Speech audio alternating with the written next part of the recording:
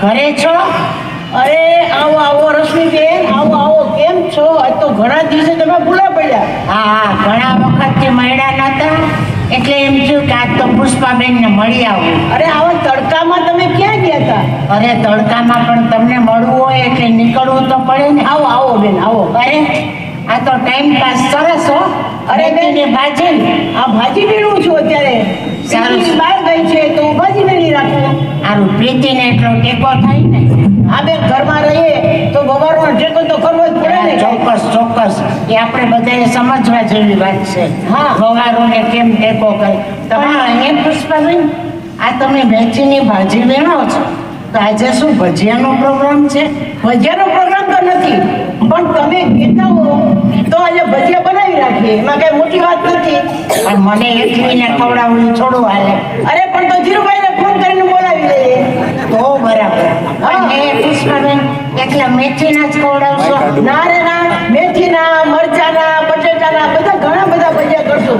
તમે પેલા ભજીયા, હા પણ બીજું શું તમે કઈ કહેતા હતા એ શું? હા, હું તમને મળવા એટલે આવી છું કે તમે એક વખત મુરતિયાની વાત કરતા હતા. હા. કે તમારા ધ્યાનમાં એક છોકરો છે. હા. હા, તો જરાક એની વિગત તો આપો. છોકરો તો બેન સાવ અમારા નજીકના સગાનો જ છે.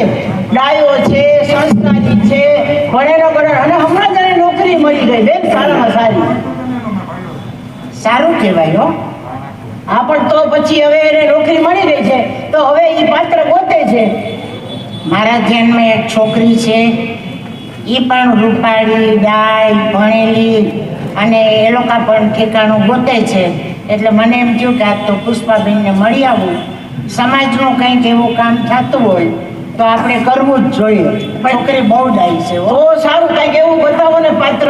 આ તો બેન બધા એમ કે ઓલા મેરેજ બ્યુરોમાં લખાવું, પણ બેન મેરેજ બ્યુરોમાં લખાવીએ તો પછી ઈ એમાં કીએ કાંઈ નીકળે કાંઈ. હે પુષ્પાબેન, આ મેથીની ભાજી તમે વીણો છો તો પ્રીતિ ક્યાં? બેન પ્રીતિ છે ને અને બુટીકનું થોડીક ખરીદી કરવા ગઈ છે ગામમાં. તે ક્યારે આવશે? હમણાં જ આવશે થોડીક વારમાં. એનું ખરીદી થઈ જાય એટલે આવી જશે. ઠીક, આપણે પ્રીતિની રાહ તો જોવી પડશે હો. હા પણ પુષ્પાબેન, બેન આ જો મેથી વીણાઈ જાય હમણાં આવશે ને ભજીયા બનાવી દેશે આપણને. હા પણ એ સારું. હા પણ બેન પછી છોકરી બાબતની તો વાત કરો, કાંઈક કહેતા હતા ઈ. છોકરી તો ભજીયા કરે છે. અરે એ પુષ્પાબેન, ભજીયા નહીં, આ તો મારાથી બોલાઈ ગયું. તમે ક્યારનો કોણીએ ગોળ ચોંટાડ્યો છે કે હમણાં પ્રીતિ આવે ને ભજીયા કરે. મને ભજીયા બહુ ભાવે. ક્યારના બેઠા બેઠા પંચાયત જ કરે છે. ભજીયા ભજીયા પણ જરા મૂળ વાત કરવા આવ્યા ઈ જ કરતા જ નથી. ખોટે ખોટો આવ્યું ત્યારને એક પાણીનું તો પૂછ્યું નથી કે આવો રશ્મિબેન તડકામાંથી આવ્યા તો પાણીનો ગ્લાસ આપ્યા નથી. ભજીયાની વાત તો કરી. હા પુષ્પાબેન, વાત એમ છે, છોકરો બહુ ડાયો છે અને અહીંયા ગામમાં જ છે. આ બધી રીતના વેલસેટ છે. એટલે તમે તો મારે તમને ખાસ એ વાત કરવાની કે એને બંગલા ગાડી કંઈ કરું. બેન હમણાં નોકરીએ લાગ્યો અને એમાં બંગલા ને ગાડી ક્યાંથી હોય? જો પેલાના આપણા મા બાપ ગરડા શું કહેતા કે વરમાંથી ઘર થાય, ઘરમાંથી વર ન થાય.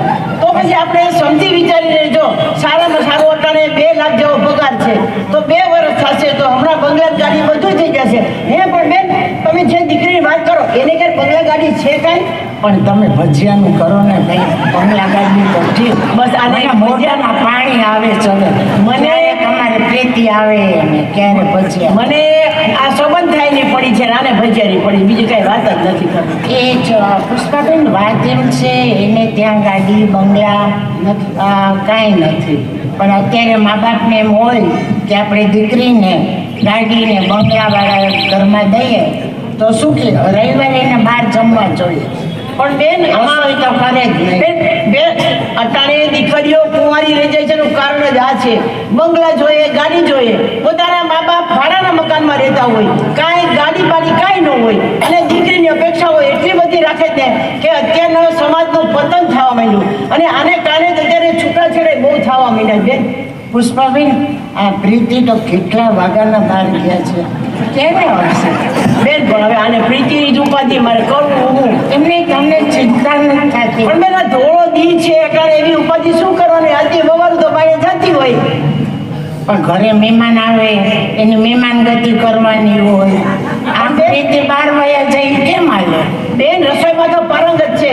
તમને અટાણે કહો છો ને કે આના રોકડિયાના ભજીયા, મનોહરના ભજીયા, એના બધાના કરતા સારા મારા ભજીયા જમાડશે અને ચટણી સારી બનાવશે. બધું સરસ કરશે. તો હાલો રાહ જોઈએ બીજું શું. બસ આના ભજીયા ચટણી બીજી વાત જ નથી. મારે કઈ વાત કરતા જ નથી. પ્રીતિ આવે તો કંઈક આગળ વાળી જાય.